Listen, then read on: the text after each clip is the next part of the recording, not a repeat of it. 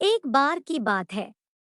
एक रियासत के मंत्री ने राजा को अपनी बेटी के विवाह समारोह में निमंत्रित किया। जब राजा अपने परिवार के साथ विवाह समारोह में पहुंचा, तो मंत्री उन्हें सम्मानपूर्वक विशिष्ट आसन पर बैठाने ले गए। तो मंत्री यह देखकर बहुत लज्जित हुआ कि एक सफाईकर्मी वहां बैठा हुआ था। उसने सफाईकर्मी को सभी के सामने वहां से उठा फेंका और उसे बहुत डांटा। सफाईकर्मी ने बहुत अपमानित महसूस किया और बदला लेने की योजना बनाने लगा। अगले दिन सुबह जब वह राजा का कक्ष साफ कर रहा था, तभी वह जानबूझकर बड़बड़ाया, राजा कितने नादान है।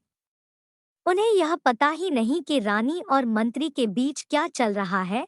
राजा आधी नींद में था। यह क्या बकवास कर रहे हो? उसने पूछा। महाराज, मैं पूरी रात सो नहीं पाया। मैं तो नींद में बड़बड़ा रहा था, सफाईकर्मी जवाब में बोला। हालांकि उसकी बात सुनकर राजा के मन में संदेह के बीज पड़ गए थे। राजा अब मंत्री से चिढ़ने लगा और समय समय पर अपमानित करने लगा। एक दिन तो उसने द्वारपालों से यह तक कह दिया कि वे मंत्री को महल में घुसने ही न दे। मंत्री राजा के व्यवहार से बहुत चकित था, लेकिन कुछ विचार करने के बाद उसे समझ में आ गया कि सफाईकर्मी ही इसके लिए जिम्मेदार हो सकता है। मैंने उसका अपमान किया था और उसी का उसने बदला लिया है। अब मुझे उसे दोबारा प्रसन्न करना होगा, तभी वह राजा की निगाह में मेरा सम्मान दोबारा दिला सकता है, मंत्री ने सोचा। एक दिन उसने सफाईकर्मी को अपने घर भोजन पर आने का निमंत्रण दिया और कहा, मेरे दोस्त, मुझे क्षमा कर दो, मैंने तुम्हारा अपमान किया था। मुझे गलती का एहसास हो गया है। इन सुंदर कपड़ों को उपहार के रूप में ग्रहण करो। चलो मेरे साथ भोजन करो। सफाईकर्मी प्रसन्न हो गया। वह सोचने लगा, मंत्री तो अच्छा आदमी है। मैंने ही उस दिन गलती कर दी थी।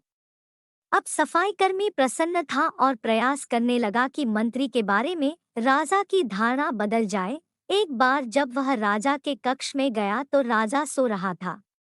वह बड़बड़ाने लगा, अरे, राजा का तो दासी के साथ प्रेम संबंध है। बड़ी लज्जा की बात है। राजा ने उसका बड़बड़ाना सुना तो उठकर बैठ गया। राजा ने सफाईकर्मी को बहुत डांटा। सफाईकर्मी बोला, क्षमा कर दे महाराज, मैं पूरी रात सो नहीं पाया, इसलिए दिन में ही नींद में बड़बड़ा रहा था। राजा को अपनी गलती समझ में आ गई।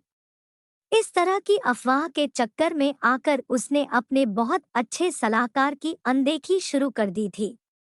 राजा ने मंत्री को बुलाया और दोनों फिर से मित्र बन गए। इसलिए कहते हैं, जो कुछ भी करो सोच समझ कर करना चाहिए, नहीं तो बाद में पछताना पड़ता है। जैसे कि कहानी में राजा को बाद में पछताना पड़ा। अगर आपको ये वीडियो पसंद आया हो तो please like, share and subscribe my channel. Thank you.